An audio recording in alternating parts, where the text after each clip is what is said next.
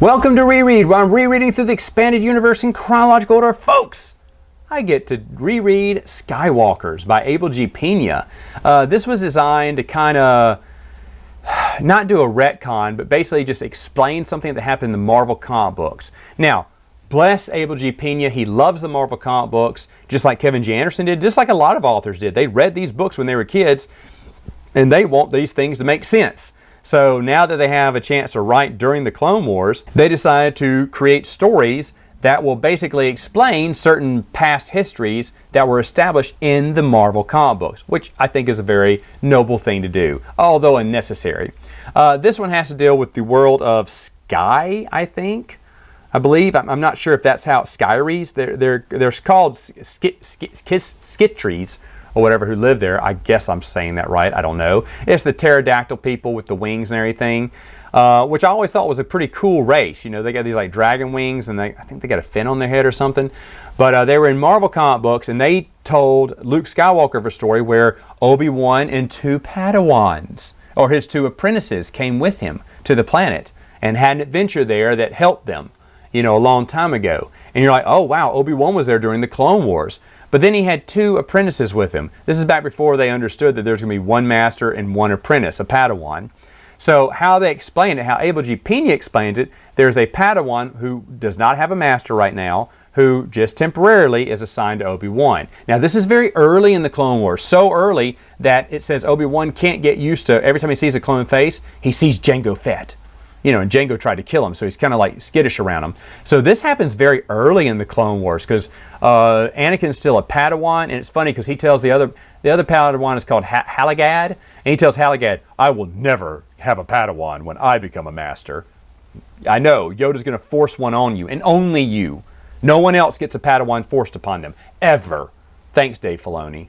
But anyway, so while they're there, convincing the planet not to join the Separatists and join the Republic, a lot of adventures will happen. They fight these blood eaters. There's other things going on too. There's someone who they think may be the Sith, and Mace Windu's chasing after him. I had a hard time figuring out where Mace Windu was in all this. He comes here and there in some of the chapters, but I don't exactly know why he's by himself and not with Obi-Wan and Anakin, who seem to be in the same place, but they're on the same planet, but in two different places, having two different adventures. That was kind of confusing to me.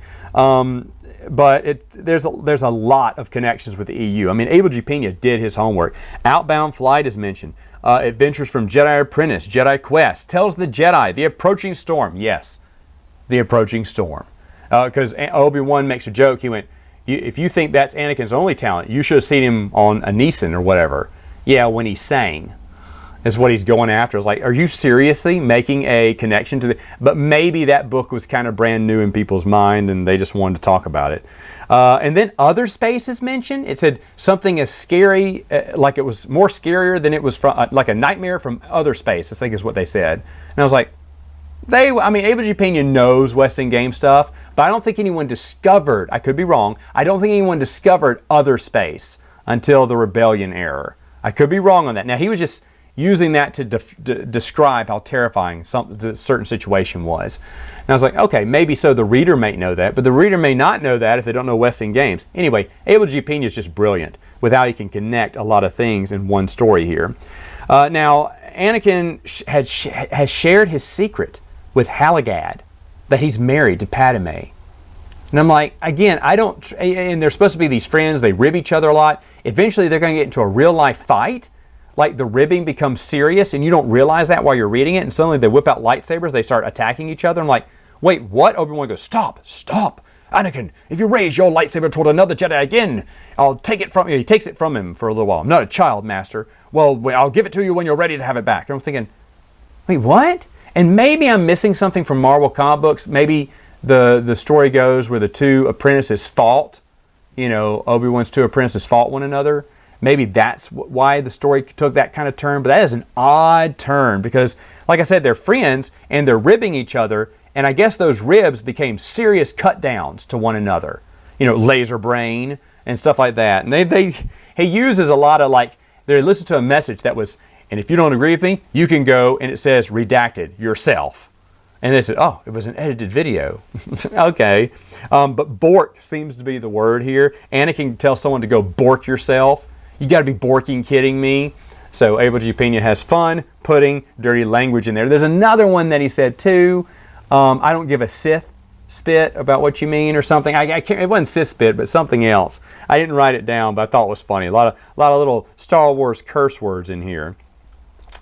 Nilo is the villain. He basically clones Anakin and Obi-Wan like really fast. He can make clones in days. Again, this was kind of confusing. I need to read the Marvel storyline. I bet it'll make more sense because I'm sure Able G Pena was trying to tie things together with that storyline that I just can't remember that well now.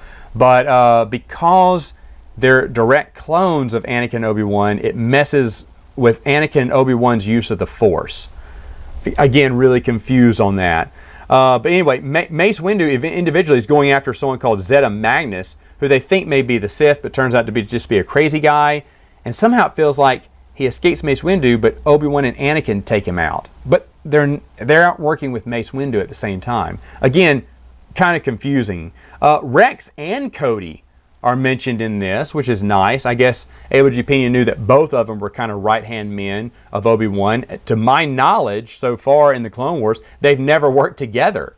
He's always been with Commander Cody, or in Filoni's Clone Wars, Commander Rex. But here, they're working together. Oh no, here it is. Here's the other word. Son of a maggot fornicating slime dog. Call that to your enemies next time. You son of a maggot fornicating slime dog. Please tell me how that works out. Now at the end, there is a girl named Karis or whatever, and she has the Force. Now she is old. She's like Anakin's age or something, and she wants to be a Jedi. And Anakin said, yeah, we can make you a Jedi, because when, I was old, I was 9 when I went to be a Jedi, so Halligan, I guess, was older too. And he goes, Obi-Wan, can she be a Jedi? He's like, no, she's too old. Like, what are you talking about? And so Anakin's all mad. He goes, don't worry, Karis, I promise one day I will come back and train you as a Jedi. And she kisses him and flies away. Now, I think I remember something of this being in the Marvel comic books, so that was probably a tie or a nod to the Marvel comic books. Now, again, I think, and this is why you, one reason maybe why it hurts you to read in chronological order, because all this is doing is setting up adding on to a pre-established story that came out, publication-wise a long time ago in the Marvel comic book series. So reading it in chronological order, you're probably going to be very confused. Like, I'm a little confused. I don't remember the whole storyline here.